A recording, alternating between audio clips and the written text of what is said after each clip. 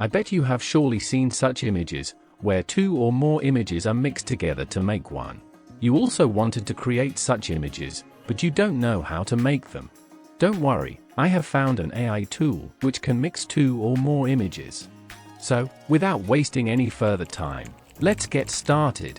First, head over to this website.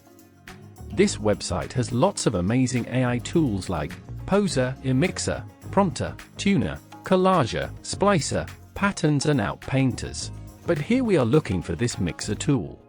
But before we start mixing images, we first need to log in or sign up to the Artbreeder website. After sign up, click on this New Image button. Now click on this plus icon and upload your first image. Again, click on the plus icon and upload your second image. You can add as many images as you want. You can choose different size by clicking here.